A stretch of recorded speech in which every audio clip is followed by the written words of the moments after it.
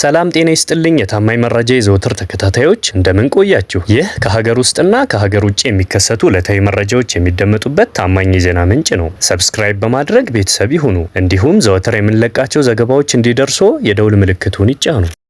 ኤርትራ ነጻና ሉዓላዊ ሀገር ሆና ከተመሰረተችበት ጊዜ ጀምሮ ባለፉት 34 ዓመታት በዙሪያዋ ካሉ በርካታ ሀገሮች ጋር ስትጋጭና ስትዋጋ ነው የኖረችው። በቀይ ባህር ባሉት በሃኒሽ ደሴቶች ይገባኛል ከየመን ጋር እንደ አውሮፓውያን አቆጣጠር በ1995 ተዋግታለች። ከዚያ ወዲህ ደግሞ እንደ አውሮፓውያን አቆጣጠር ከ1996 እስከ 1998 የሱዳን ታጣቂዎችን ደግፋ የሱዳን መንግስትን ስትዋጋ ቆይታለች። እንደ አውሮፓውያን አቆጣጠር ከ1998 እስከ 2000 ደግሞ ከኢትዮጵያ ጋር በባድመ ድንበር ይገባኛል የተነሳ ከባድ ጦርነት ስታካሂድ ቆይታለች። እንደ አውሮፓውያን አቆጣጠር በ2008 ዓመት በራስ ዱሜራ ድንበር ይገባኛል የተነሳ ከጅቡቲ ጋር ወደ ግጭት ገብታለች። ከእነዚህ ሁሉ በተጨማሪም በሶማሊያ የእርስ በእርስ ግጭት ውስጥ ጣልቃ በመግባት ከኢትዮጵያ ጋር የእጅ አዙር ግጭት ውስጥ ገብታ መቆየቷ እንዲሁም በሶማሊያ የሚንቀሳቀሱ ቀጠናዊ ስጋት የደቀኑ አሸባሪ ኃይሎችን ስትደግፍ መኖሯም በታሪክ መዛግብት ሰፍኖ ይገኛል። የፕሬዝዳንት ኢሳያስ መንግስት በተከተለው ቀጠናዊ ግጭትና ውጥረትን በሚያጭሩ ፖሊሲዎች የተነሳ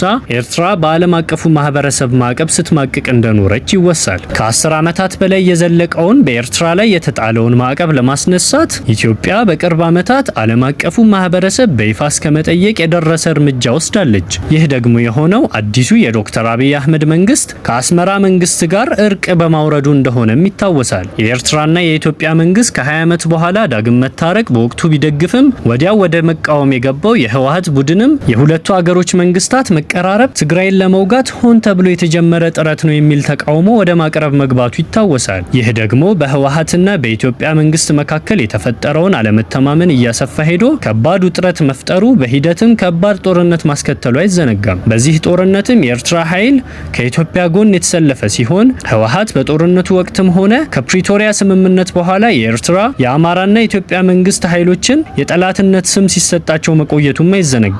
አሁን ግን ይህ የኃይል አሰላለፍ የተለወጠ ሲሆን ሻዕቢያ ከህወሓትና ከአማራ ፋኖ ኃይሎች ጋር ተጣምሮ ጦርነት ሊከፍት ነው የሚል ስሞታ ተደጋግሞ ይደመጣል። የትግራይ ፖለቲካን በቅርበት የሚከታተሉት ፕሮፌሰር ጌታቸው አሰፋ ዩኤምዲ በተባለው በግል የማህበራዊ ገጽ ሚዲያቸው ላይ ስለ ኤርትራና ስለ ኢትዮጵያ የጦርነት ዳግም መፈጠር ስጋት የህዝብ አስተያየትን በመጠየቅ ለተከታዮቻቸው አቅርበው እንደነበር ቅዳሜ ለንባብ በበቃው የሪፖርተር እንግሊዝኛ ጋዜጣ ላይ ሀሳባቸውን አጋርተዋል። እሳቸው ቃለ መጠይቁን እስከሰጡበት ቀን ድረስ ወደ 521 ሰዎች ድምጻቸውን መስጠታቸውን የገለጹት ፕሮፌሰር ጌታቸው ከእነዚህ መላሾች መካከልም 57 በመቶዎቹ በኤርትራና በኢትዮጵያ መንግስት መካከል ጦርነት ቢፈጠር ትግራይ መሳተፍ የለባትም የሚል ስሜት ማንጸባረቃቸውን ጠቁመዋል። ትግራይ ከኢትዮጵያ መንግስት ጎን መቆም አለባት ያሉት 27 በመቶ መሆናቸውን የተናገሩ ፕሮፌሰሩ ቀሪዎቹ አነስተኛ የ11 በመቶ አሃዝ ያላቸው አስተያየት ሰጪዎች ግን ከኤርትራ ጎን ተሰልፎ የኢትዮጵያ መንግስትን መውጋት ይሻላል